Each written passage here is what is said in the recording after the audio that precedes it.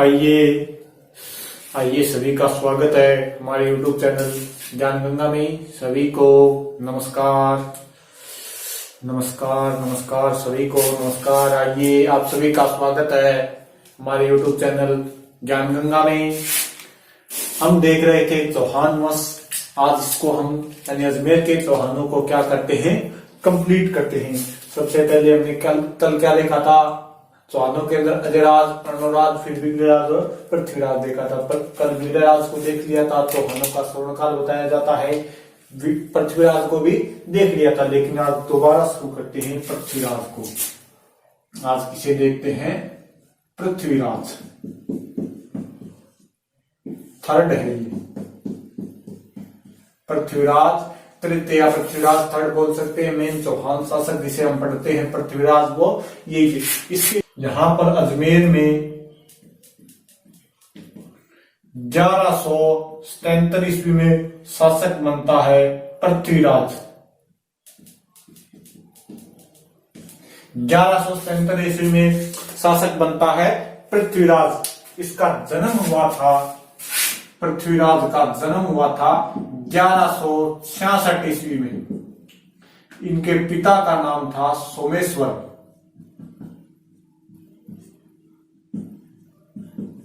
पिता के नाम था सोमेश्वर और माता थी कर्पूरी देवी।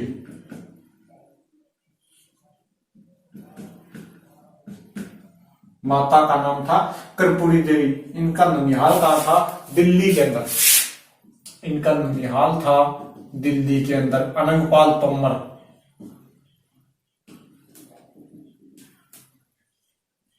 अनंगपाल तोमर की पुत्री थी कौन, कर्पूरी देवी। देख लिया। तो 1166 ईस्वी में इनके पिता का निधन, 77 ईस्वी में इनके पिता का निधन हो जाता है और मात्र 11 वर्ष की आयु में पृथ्वीराज क्या बैठता है, गद्दी पर बैठता है। यानी पृथ्वीराज कितने वर्ष की आयु में शासक बनता है, 11 वर्ष की आयु में। 11 वर्ष की आयु है, यानी अभी पृथ्वीराज क्या है, बालक है, अभी बच्चा है। तो इसका कोई संरक्षण करने वाला चाहिए, तो इसकी संरक्षिका थी। संरक्षिका कौन बनी, इसकी माता कर्पूरी देवी।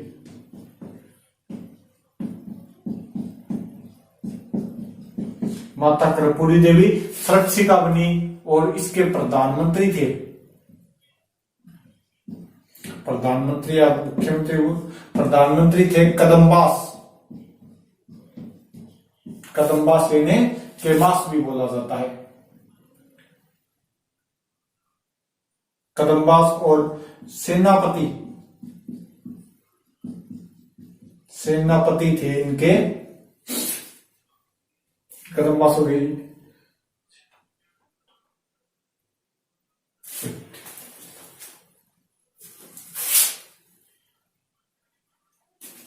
पृथ्वीराज चौहान की सुरक्षिका माता कर्पूरी देवी, प्रधानमंत्री थे कदम्बास और इनके सेनापति थे भुवनमल। भुवनमल कहा जाता है कि जैसे भगवान राम की सहायता गरुड़ ने की थी मेघनाथ के नागपाश को समाप्त करके, वैसे ही इन कदम्बास और भुवनमल ने पृथ्वीराज चौहान की सहायता की थी, यानी कि रक्षा भी की थी। तो 11 वर्ष की आयु में जब पृथ्वीराज चौहान शासक बना है अजमेर का, तो इनकी माता संरक्षिका बनी है कर्पूरी देवी, प्रधानमंत्री था कदम्बास और सेनापति था भुवनमल। तब की बात है 1166 ईस्वी में। अभी ये क्या है, 11 साल के बच्चे हैं। इनका एक भाई था, यानी विग्रहराज चतुर्थ का एक पुत्र था नागार्जुन। नागार्जुन इसने क्या किया, 1178 ईस्वी में गुड़गांव पर अधिकार कर लिया। गुड़गांव पर क्या कर लिया, अधिकार कर लिया। नागार्जुन ने 1178 ईस्वी में क्या कर लिया, गुड़गांव पर अधिकार कर लिया। ये दिल्ली पर अधिकार करना चाहता था। नागार्जुन क्या चाहता था, दिल्ली पर अधिकार करना। तो इसने क्या कर लिया, पहले गुड़गांव पर अधिकार कर लिया और किधर आने लगा, अजमेर की तरफ बढ़ने लगा। तो इनके सेनापति थे भुवनमल और कदम्बास। पृथ्वीराज चौहान के नेतृत्व में ये गए, इन्हीं का नाम चलेगा पृथ्वीराज का। और क्या किया, नागार्जुन का दमन कर दिया। नागार्जुन का क्या किया, दमन कर दिया। 1178 ईस्वी में पृथ्वीराज ने किसका दमन कर दिया, नागार्जुन का। 1177 ईस्वी में शासक बना। एक साल बाद इसके भाई ने क्या कर दिया, अटैक कर दिया, गुड़गांव पर अधिकार कर लिया। यहां से कदम्बास और भुवनमल गए, नागार्जुन का दमन कर दिया और गुड़गांव पर फिर किसका अधिकार हो गया, दोबारा पृथ्वीराज का अधिकार हो गया। ये बात है 1178 ईस्वी की। 1178 ईस्वी पर गुड़गांव में वापस किसका अधिकार हो गया, यानी कि ये पृथ्वीराज की राजा बनने के बाद पहली कोई सैनिक कार्रवाई है तो यही है। इसके बाद यहां पर एक जाति आई थी बंडानक। बंडानक ये कोई सतलज पार से आई हुई जाति थी। सतलज पार से जाति थी बंडानक। ये क्या थी कि धीरे धीरे आगे बढ़ती जाती थी। तो इसने अधिकार कर लिया था अलवर पर, भरतपुर, हिसार आदि स्थानों पर क्या इसने अधिकार कर लिया था। ये थी धीरे धीरे आगे बढ़ती थी ये जाति, यानी कोई अगर जैसे इनको वक्त मिला थोड़ी सी आगे बढ़ गई, ऐसे बढ़ती हुई यानी आगे जा रही थी बंडानक। अब इनका दमन करेगा पृथ्वीराज चौहान स्वयं। कब, 1182 ईस्वी में। 1182 ईस्वी में किसका दमन किया, बंडानकों का। 1182 ईस्वी में क्या कर देता है, बंडानकों का दमन कर देता है। इसके बाद में एक आता है, इसके बाद में फिर आता है महोबा विजय या तुमुल विजय। तुमुल का युद्ध भी कहा जाता है। यहां पर पड़ता है महोबा, कहा, एमपी के अंदर। एमपी के अंदर महोबा पड़ता है। तो महोबा का शासक था परमर्दिदेव चंदेल। परमर्दिदेव चंदेल। परमर्दिदेव चंदेल महोबा का शासक था। इसने क्या किया कि एक बार समेता से दिल्ली आ रही थी पृथ्वीराज चौहान की सेना। समेता से दिल्ली आ रही थी पृथ्वीराज चौहान की सेना। उसके अंदर थके हुए सैनिकों को इसने क्या कर दिया, मरवा दिया।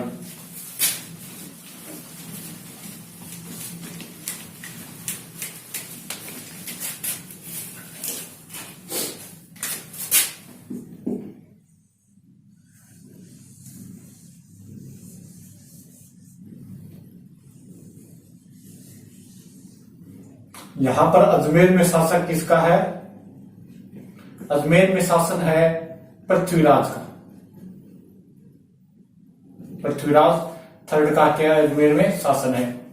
सबसे पहले इसने 1178 में शासक बना है। 1178 में क्या किया, नागार्जुन का दमन। फिर 1182 ईस्वी में इसने क्या किया, बंडानकों का दमन।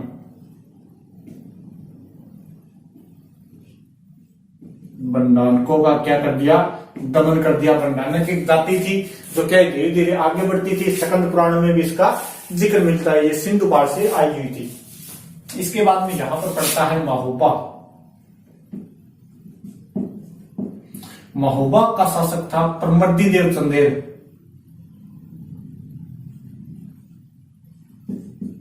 परमर्दिदेव चंदेल। ये परमर्दिदेव चंदेल, इन्हें थी कि उड़ता हुआ तीर लेने।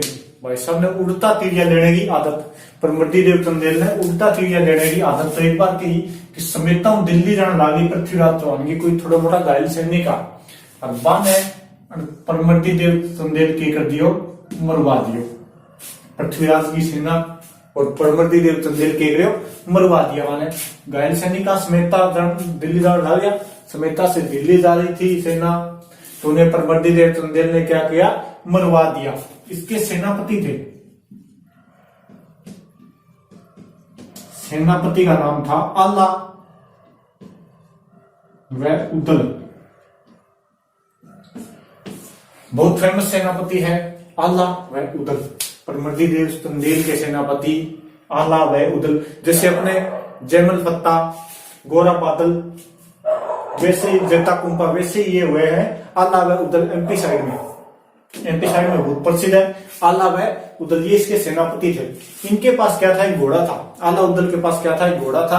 पर मर्दीदेव चंदेल ने उनसे घोड़ा मांगा और इन्होंने क्या कर दिया, मना कर दिया कि हमारे पिता का दिया हुआ घोड़ा है, हम ये आपको नहीं देंगे। यानी आला उदल भाई साहब साफ मना कर दिए, बोले घोड़ो देवान को घोड़ती देवा में तो आल देवान को काल देवा। तो मर्दीदेव चंदेल के गृह क्या वहां पर राज्य निकाल दिया, ये चला गया कन्नौज जयचंद के पास चले गए थे ये दोनों आला और उदल। इन भाई साहब ने बता तीरिया लेने की आदत, तो पृथ्वीराज चौहान ने दुश्मनी मोल ले ली, सैनिक मरवा गए। अब पृथ्वीराज चौहान ने जब पता चलियो कि मर्दीदेव चंदेल घायल से निकाल मरवा दिया, तो पृथ्वीराज यहां से सेना लेकर चला। यहां आ गया नारायणा, ये पड़ता है महोबा के अंदर। यहां लाकर पृथ्वीराज चौहान ने क्या डाल दी, अपनी सेना डाल दी। महोबा के अंदर आ गया शत्रु, यानी मर्दीदेव चौहान का शत्रु है वैसे तो, महोबा के अंदर आ गया है दुश्मन की सेना। और अब मर्दीदेव चौहान के पास सेनापति नहीं है, इसके पास सेनापति नहीं, इसने आला उदल को बुलाया, ये नहीं है। फिर इनकी माता से इन्होंने गुजारिश की, थोड़ी विनती करी, पग पड़ गई, रोए रोए, तो माता जी फेंक के गया ना, वापस भेज दिया आला उदल ने। तो इधर से फिर आएगा और मर्दीदेव चौहान, सेनापति आला उदल और किसके साथ था, इसका सामंत मलखान। दोनों का युद्ध हुआ कहां, तुमुल का युद्ध बोला जाता है इसे। कब, 1182 ईस्वी भयंकर युद्ध हुआ। और इधर से आ गया, मान लो कि दिल्ली से आ गया कौन, पृथ्वीराज, और इधर से आ गया परमर्दीदेव।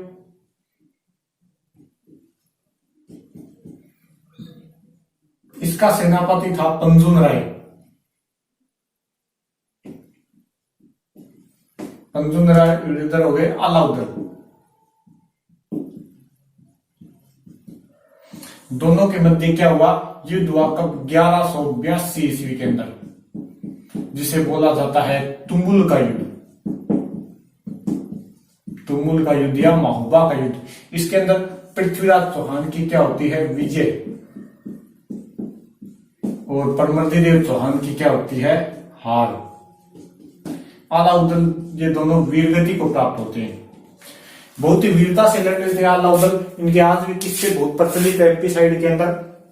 एक कवि ने इन्हें देखा था लड़ते हुए, जगनीक नाम के कवि ने, तो उसने इनके लिए एक दुआ कहा था कि 12 वर्ष कुकर जिए, 13 वर्ष यार, वर्ष 18 क्षत्रिय जिए, बाकी जीवन बेकार। तो ये लाइन कई बार एग्जाम में आई भी, किसके लिए कहा गई है, ये लाइन कही गई है आला उदल के लिए।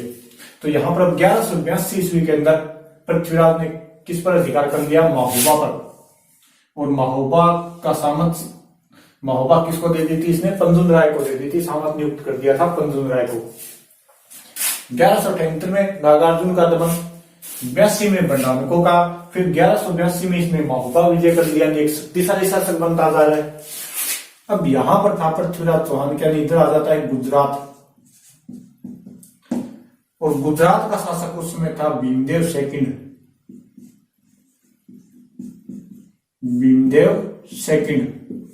ये भी शक्तिशाली शासक था। इधर कन्नौज का हो गया जयचंद गढ़वाल,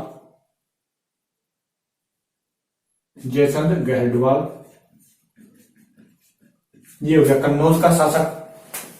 भीमदेव सेकंड ये भी एक शक्तिशाली शासक था। 1178 के अंदर भीमदेव सेकंड के ऊपर आक्रमण किया था गोरी ने, मोहम्मद गोरी ने, जिसमें इसने मोहम्मद गोरी को भी हराया था। ये शक्तिशाली शासक है। यहां पर पड़ता है नागौर। भीमदेव सेकंड के पुत्र जगमाल ने अधिकार कर दिया था नागौर के ऊपर। और इधर से फिर पृथ्वीराज आया हाथी के ऊपर बैठ के, और यहां पर इन दोनों का क्या हुआ, घमासान युद्ध हुआ। कब, 1184 ईस्वी, दोनों के मध्य युद्ध हुआ। इसके अंदर संधि होगी, फिर इन दोनों के मध्य पृथ्वीराज की विजय होती है नागौर पर, फिर वापस अधिकार हो जाता है पृथ्वीराज का। और इन दोनों के मध्य क्या हो जाती है फिर संधि। संधि हो जाती है इन दोनों के मध्य कब हुआ था? 1184 ईस्वी के अंदर, यानी नागौर विजय 1184 ईस्वी के अंदर। किसके साथ? भीमदेव सेकंड के साथ। कुछ इस पृथ्वीराज रासो में बताते हैं कि आबू की राजकुमारी थी इंछिनी से विवाह करने की इच्छा थी भीमदेव की, लेकिन इंछिनी से विवाह किसने कर दिया? पृथ्वीराज से। तो ये कोई बात हो सकती है, लेकिन खास बात थी युद्ध वाली, खास बात थी इनकी सीमाएं लगती थी, इसी कारण क्या हुआ था? इनका युद्ध हुआ था। अब देखिए, यानी कि बहुत प्रसिद्धि पाली पृथ्वीराज चौहान ने तो 78 में नागार्जुन का दमन, 82 में भंडारकों का, फिर 82 महोबा विजय, इधर नागौर विजय कर ली, तो यानी एक शक्तिशाली शासक हो गया। अब आता है तराइन का प्रथम युद्ध। तराइन का प्रथम युद्ध 1191 ईस्वी। इधर गजनी का शासक था मोहम्मद गोई।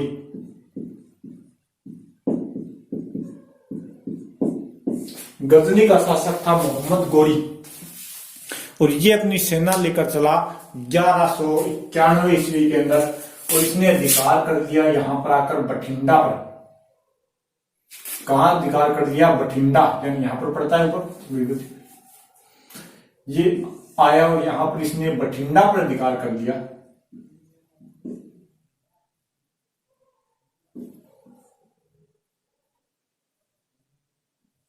इसने क्या कर दिया? बठिंडा पर अधिकार कर लिया। किसने? मोहम्मद गोरी ने। इधर से फिर पृथ्वीराज गया, इधर से कौन गया? पृथ्वीराज गया, और तराइन का प्रथम युद्ध। बठिंडा पर अधिकार कर ली, तो इधर से पृथ्वीराज गया, और वह तराइन का प्रथम युद्ध। तराइन का प्रथम युद्ध 1191 ईस्वी। पृथ्वीराज के साथ उस समय गया था, एक था उसका सेनापति था खंडेराव। पृथ्वीराज हो गया, इसके साथ उसका सेनापति था खंडेराव, और दिल्ली का गवर्नर था गोविंद राय।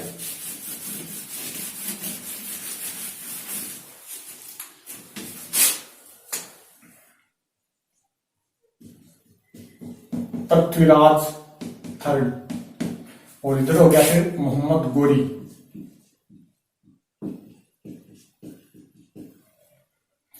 इसका सेनापति था खंडेराव, और एक था दिल्ली का गवर्नर, ये दिल्ली का गवर्नर था गोविंद राय। दिल्ली का गवर्नर गोविंद राय और खंडेराव इसके साथ थे, और ये था मोहम्मद गोरी, तो इसके साथ भी इसकी सेना थी। दोनों के मध्य क्या हुआ? तराइन के मैदान में युद्ध हुआ। तराइन का मैदान हरियाणा में पड़ता है 1191 ईस्वी के अंदर। इस युद्ध में पृथ्वीराज की क्या होती है? विजय होती है।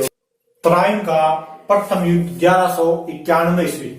इधर था पृथ्वीराज, सेनापति खंडेराव और गोविंद राय, उधर था मोहम्मद गोरी।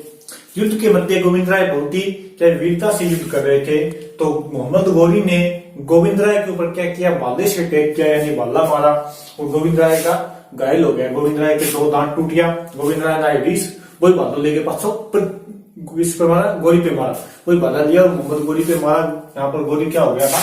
घायल हो गया। मोहम्मद गोरी घायल हो गया, तो ये कहाँ भाग गया? फिर गजनी। सीधा यहां से भागा और कहां चला गया? वापस गजनी चला गया। यहां से भागकर गजनी चला गया, और पृथ्वीराज की क्या होगी फिर? विजय। अब तो भाई साहब पृथ्वीराज की चारों तरफ विजय हो रही है। तो इसकी उपाधि हो गई थी दल पुंगल। दल पंगुल यानी विश्व विजेता।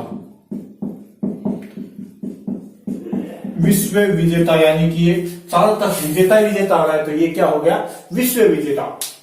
एक कभी युद्ध में पीठ न दिखाने वाला, तो इसकी उपाधि थी राय पिथौरा।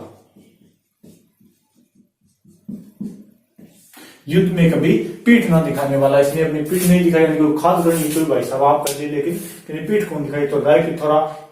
हिंदू सम्राट को लिखा दो। त्रैन का प्रथम युद्ध समाप्त हुआ, पृथ्वीराज की क्या होती है, विजय होती है। मोहम्मद गौरी कहां चला जाता है, वापस गजनी चला जाता है। अब इधर था कन्नौज। कन्नौज का शासक जयचंद और इसकी एक पुत्री थी संयोगिता। संयोगिता और पृथ्वीराज के मध्य क्या था, प्रेम संबंध। इन दोनों के मध्य प्रेम संबंध था। तो जयचंद ने, अब जयचंद का यानी पड़ोसी हो गया, ये सीमा लग रही है दोनों की। तो जयचंद का पड़ोसी इतना ताकतवर हो रहा है तो जयचंद को जलन होगी। जयचंद को जलन होगी तो जयचंद ने क्या किया, अपनी पुत्री संयोगिता का स्वयंवर रखा। अपनी पुत्री संयोगिता का क्या रख दिया, स्वयंवर रख दिया। स्वयंवर के अंदर इसने सभी राजाओं को आमंत्रित कर दिया, लेकिन पृथ्वीराज को नहीं किया। अब नहीं किया तो नहीं किया, चलो रहने दो, यहां तक बात कोई बात नहीं, रहने दो। अब इसने क्या किया, दरबार के अंदर जहां पर चप्पल जूती खोलते हैं वहां पर पृथ्वीराज का एक पुतला बना दिया और उसे खड़ा कर दिया दरबार के रूप में। और वहां पर बोले कि इसके सामने जूते चप्पल खोल के चलो कोई बात नहीं, रहने दो। लेकिन संयोगिता प्रेम करती थी पृथ्वीराज चौहान से। इस बात का पृथ्वीराज चौहान को पता था, इसको मालूम था। तो संयोगिता ने जैसे ही दरबार के अंदर आई स्वयंवर के लिए, ये पृथ्वीराज रासों में कहानी है, कितनी सच्चाई है कितनी झूठी ये नहीं कह सकते, लेकिन कहानी बता देते हैं। तो जैसे संयोगिता स्वयंवर के लिए आई दरबार के अंदर, उसने सभी राजाओं को छोड़ा और उस पुतले के अंदर जाकर क्या कर दिया, उस पुतले के गले में डाल दी माला। पृथ्वीराज चौहान के पुतले में माला डाल दी। तरह से पृथ्वीराज चौहान निकल के आए और संयोगिता को लेकर कहाँ गए, अजमेर आ गए। उनके मध्य थोड़ा बहुत युद्ध भी हुआ था। जयचंद ने उन्हें कहा कि पकड़ लो, लेकिन वो हाथ नहीं आए थे। कहाँ भाग कर आ गए, अजमेर। अब संयोगिता और पृथ्वीराज कहाँ आ गए, अजमेर।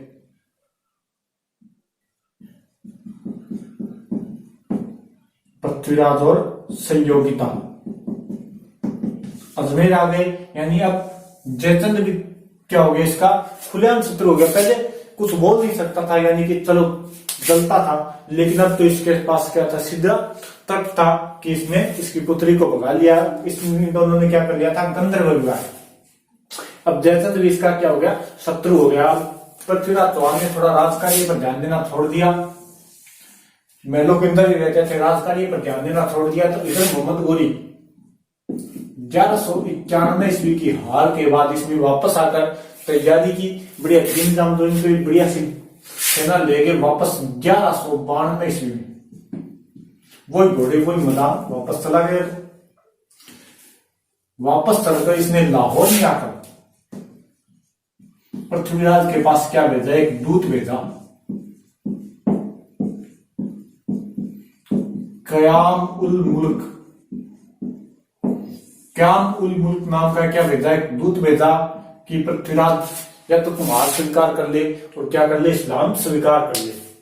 पृथ्वीराज ने उससे कोई ज्यादा सीरियस नहीं लिया और कहा कि मोहम्मद गौरी को जाकर कहते कि गजनी वापस लौट गया। इसके बाद में यहाँ पर ये आ गया त्राइन के मैदान में, वहीं पर आ गया वही घोड़े वही मैदान, बस बदला तो क्या बदला, 1 साल बदला। यहां पर आ गया और त्राइन का द्वितीय विश्व युद्ध।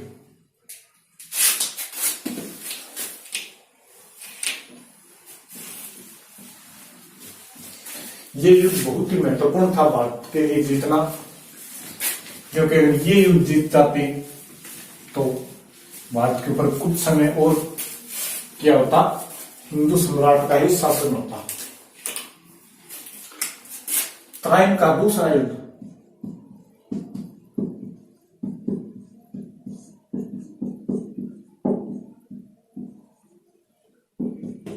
1192 ईस्वी। इधर था पृथ्वीराज, वो इधर मोहम्मद गौरी।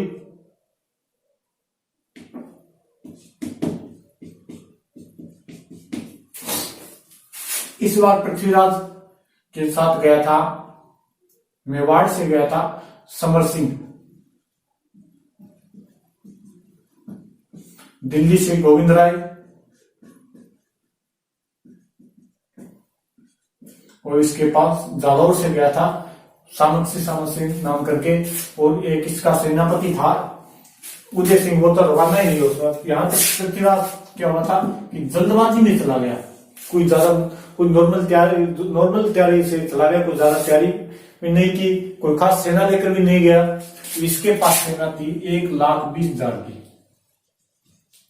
1,20,000 की सेना थी इसके पास। अब 1 साल की तैयारी की हुई थी और वही आ गए वहां पर। मैदान था त्राइन का। 1192 ईस्वी युद्ध होता है, गोविंद राय मारा जाता है, समर सिंह जिंदा बचता है लेकिन वापस चला जाता है गांव मेवाड़ के अंदर, और पृथ्वीराज को सिरसा के निकट पकड़ लिया जाता है। सिरसा के निकट पृथ्वीराज को क्या किया जाता है, पकड़ लिया जाता है। और वहां पर इसके बाद में क्या हुआ, पृथ्वीराज को सिरसा के निकट पकड़ लिया, मोहम्मद गोरी क्या हो गया, जीत गया। पृथ्वीराज यहाँ पर सिरसा के निकट पृथ्वीराज को पकड़ लिया गया, मोहम्मद गोरी जीत गया, भारत के ऊपर क्या हो गई, मुसलमान सत्ता काबिज हो गई। अब देखिए इसके बाद में पृथ्वीराज का क्या हुआ, यानी 1192 ईस्वी का युद्ध कौन जीत गया, मोहम्मद गोरी। भारत से क्या हुआ, हिंदू सम्राट का समाप्त हो गया, हिंदू सम्राट। अब मोहम्मद गोरी यहाँ का शासक बन गया, यानी सल्तनत काल शुरू हो गया। लेकिन पृथ्वीराज का क्या हुआ, ये अलग अलग ग्रंथों में अलग अलग मिलता है। देखिए पृथ्वीराज का क्या हुआ कि पृथ्वीराज रासो की एक अलग ही कहानी है, वो आप सभी ने सुन रखी होगी कि पृथ्वीराज को गजनी ले गया, मोहम्मद गोरी पकड़कर गजनी ले गया। वहां पर दरबार के अंदर पृथ्वीराज से गोरी ने कहा कि आंखें नीची कर, यानी सामने गोरी का दरबार लगा हुआ था, पृथ्वीराज को सामने खड़ा किया गया। पृथ्वीराज ने ऐसे आंखें उठाकर देखी तो गोरी ने कहा आंखें नीचे कर। पृथ्वीराज ने कहा कि एक राजपूत की आंखें मरने के बाद ही नीची होती है या बंद होती है। मोहम्मद गोरी ने कहा इसकी आंखें फोड़ दो, तो आंखें फोड़ दी गई। अब चंद्रवरदाई जो पृथ्वीराज रासो का लेखक है, जिसने लिखा था, वो अपने पुस्तक जलहण को पुस्तक दे जलहण चलेंद्र काल, यानी जलन को पुस्तक देकर कहा चले, पृथ्वीराज चौहान के पास चले और मोहम्मद गोरी से जाकर बोला कि आपने हमारे राजा जी की आंखें फोड़ दी, लेकिन अभी भी वे क्या चला सकते हैं, बाण चला सकते हैं, वो भी बिल्कुल सही निशाने के ऊपर। यानी हमारे राजा जी क्या कर सकते हैं, शब्दवेदी बाण चला सकते हैं। अब मोहम्मद गोरी ने कहा कि ज्यादा टाइम बर्बाद मत कर वरना तेरी आंखें फोड़ दूंगा। ये नहीं हो सकता, मोहम्मद गोरी ने कहा कि ये नहीं हो सकता, उसकी आंखें फूट गई, वो बाण नहीं चला सकता। लेकिन चंद्रवरदाई ने कहा कि वो चला सकते हैं, अगर नहीं चलाया तो आपकी जैसी मर्जी, आप वैसे हमें सजा दे देना। इधर पृथ्वीराज के पास गया चंद्रवरदाई और कहा कि तेरे को एक ही मौका मिला है, अगर तू मार सकता है तो मोहम्मद गोरी को मार देना।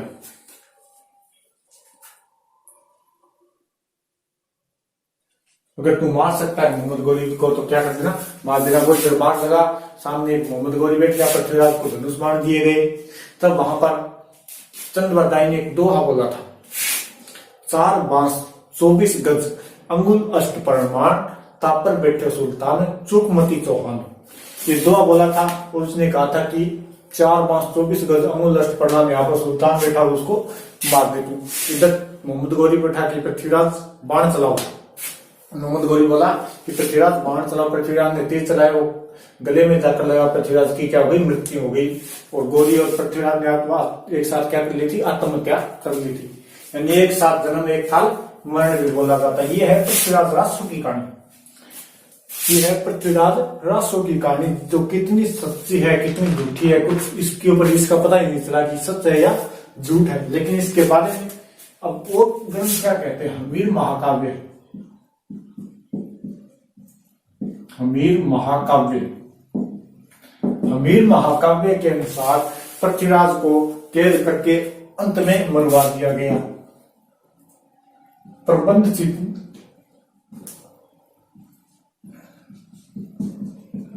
पृथ्वीराज प्रबंध, पृथ्वीराज प्रबंध के अनुसार कि पृथ्वीराज को कहां डाला गया, अजमेर जेल के अंदर डाला गया और सामने दरबार लगता था मोहम्मद गोरी का। एक बार मोहम्मद गोरी का सामने दरबार लगता था तो पृथ्वीराज ने अपने किसी सेनापति से कहा होगा कि धनुष बाण ले आते तो मैं एक बार कांटी को काट दूंगा मोहम्मद गोरी को।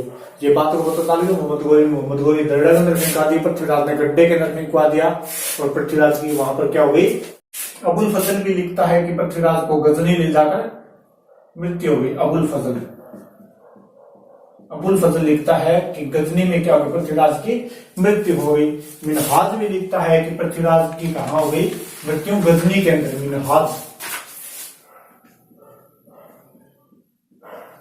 मिनहाज के अनुसार भी पृथ्वीराज की मृत्यु गजनी के अंदर हो गई। अब देखिए कौन लिखता है, हसन निजामी। हसन निजामी कहते हैं कि पृथ्वीराज ने मोहम्मद गोरी का वीरता स्वीकार कर ली और बाद में इन्होंने गोरी को मारने के लिए षड्यंत्र किया तो गोरी ने मार दिया या मृत्युदंड दे दिया। ये बात लिखते हैं पृथ्वीराज के बारे में। अब देखिए पृथ्वीराज का स्मारक कहां बना हुआ है, ये ध्यान करिए। पृथ्वीराज की छतरी ये तो बनी है गजनी के अंदर और स्मारक है अजमेर के अंदर। स्मारक है अजमेर के अंदर और छतरी बनी हुई है गजनी के अंदर। अब देखिए जब मोहम्मद गोरी भारत आया था तो उनके साथ एक आए थे, संत आए थे ख्वाजा मोहिनुद्दीन चिश्ती।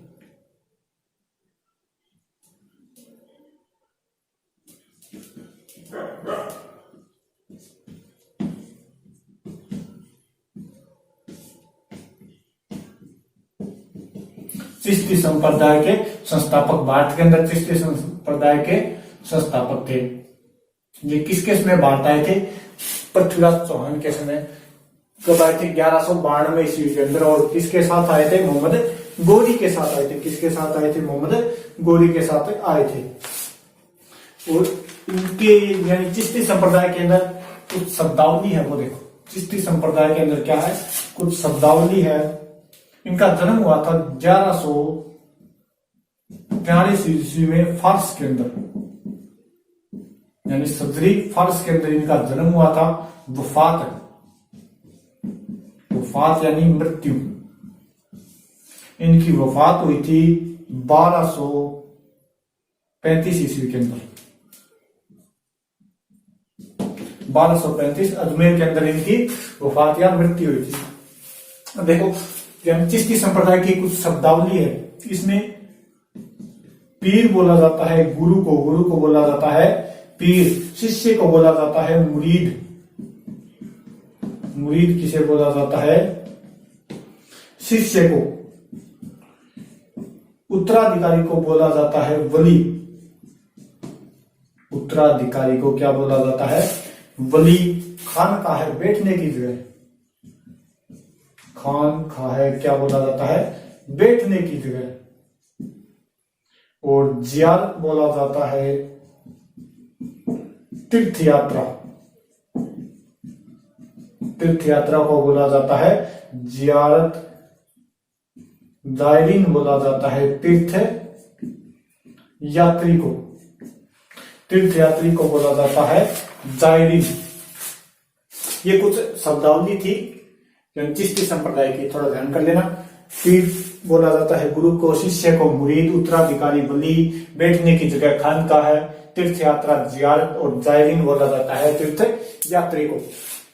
इसके बाद में एक युद्ध हुआ था 1194 के अंदर। थोड़ा ध्यान कर लो, 1194 के अंदर एक युद्ध हुआ था जिसे बोला जाता है चंदावर का युद्ध। चंदावर का युद्ध ये हुआ था मोहम्मद गोरी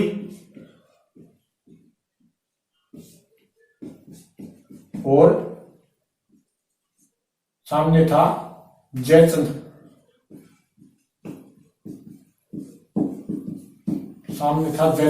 गहदवाल।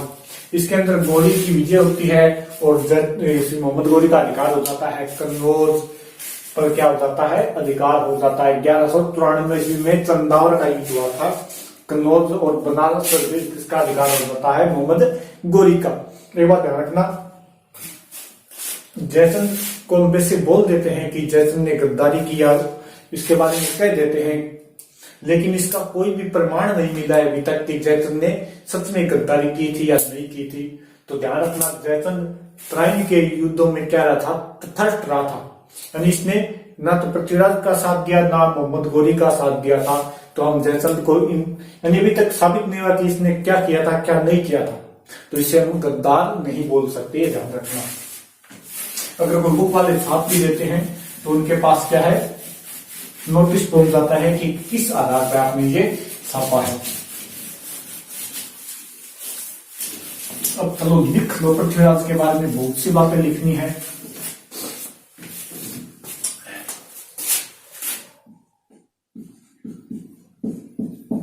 पृथ्वीराज थर्ड, पृथ्वीराज थर्ड जन्म, इनका जन्म हुआ था 1166 ईस्वी के अंदर अहिल पाटन गुजरात के अंदर।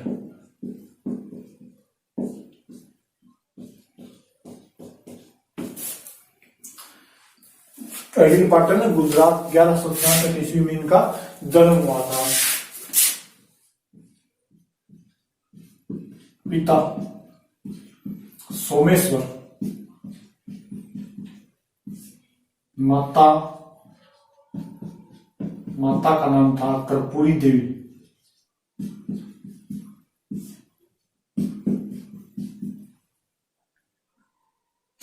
कर्पूरी देवी के दो पुत्र थे, इनके भाई हरिराज, इसके बाद में शासक बने।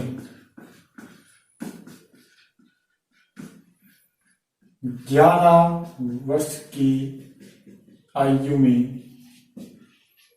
कब 1177 ईस्वी में कौन बन गए थे, शासक बन गए थे पृथ्वीराज। संरक्षिका, इनकी संरक्षिका बनाई गई थी कर्पूरी देवी को।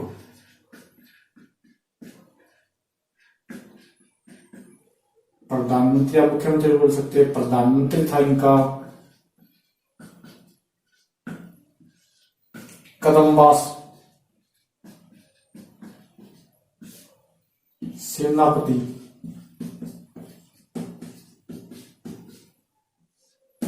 सेनापति था भुवनमल।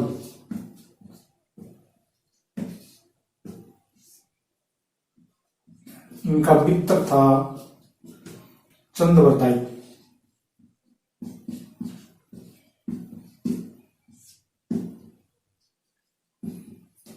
चारण थे चंद्रवरदाई, इनका मूल नाम था पृथ्वी वल्लभ। इनकी रचना है पृथ्वीराज रासो। पृथ्वीराज रासो इनकी क्या है, रचना है। इसके बाद में और इनके दरबार में विद्वान कौन थे, इनके दरबार में विद्वान थे जयानक, पद्मनाभ, चंद्रवरदाई हो गया, जगनीक और जनार्दन। विश्वरूप भी इनके दरबार में थे। ये थे इनके दरबार में विद्वान व्यक्ति।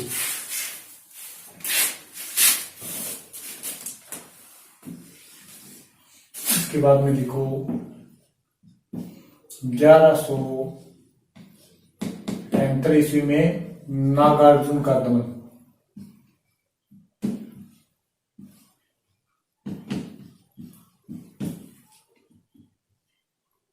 1182 ईस्वी में बंडानको का दमन।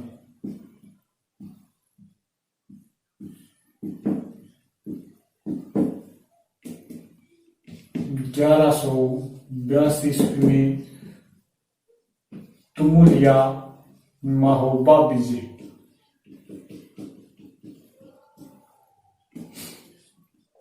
1184 ईस्वी में नागौर विजय।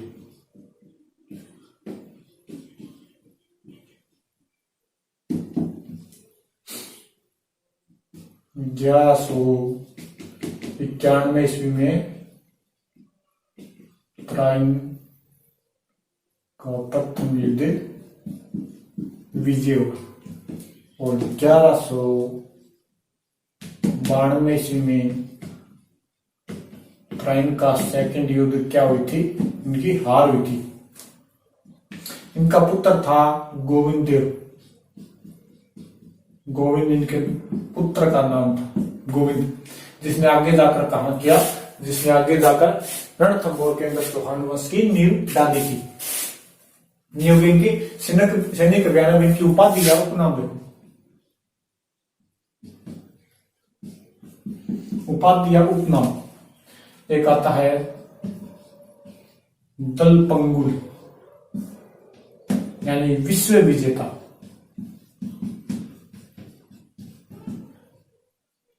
लेकिन क्या आता है नाम, उपनाम आता है राय पिथौरा।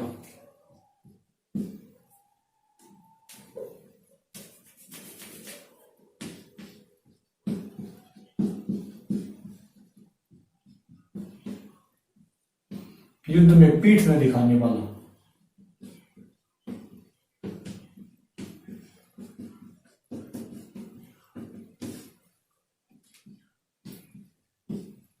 हिंदू सम्राट, अंतिम हिंदू सम्राट भी बोला जाता है। दिल्ली पर अधिकार भी था इनका। इन्होंने दिल्ली के अंदर पिथौरागढ़ भी बनवाया था। पिथौरागढ़ का निर्माण भी इन्होंने दिल्ली के अंदर करवाया था। तो ये थे पृथ्वीराज। इनकी मृत्यु कहाँ हुई इस बात का कोई सख्त प्रमाण नहीं है। ध्यान रखना, इनकी छतरी है गजनी के अंदर और स्मारक है अजमेर के अंदर। स्मारक कहाँ है, अजमेर के अंदर। अलग अलग कहानियां आती है इनकी पृथ्वीराज रासो के अंदर, तो बहुत भयंकर भयंकर कहानियां इनकी। इसके बाद दिल्ली पर अधिकार हो गया था कुतुबुद्दीन ऐबक यानी कि मोहम्मद गोरी का अधिकार हो गया था। 94 के अंदर मोहम्मद गोरी यहाँ से चला गया था और मोहम्मद गोरी की मृत्यु हो गई थी 1206 के अंदर खोखर विद्रोहियों से युद्ध करते हुए। लेकिन ये पृथ्वीराज चंद्रोदय कहता है कि वो घटना 1206 के अंदर पृथ्वीराज रासोवादी वो तीर वाली थी। इसके बाद ये गोविंद राय कहां चला गया, ये चला गया था रणथंभौर के अंदर। आगे के चौहान कहां के पढ़ेंगे, रणथंभौर के चौहान, तो ये कल पढ़ेंगे। Okay, thank you, bye.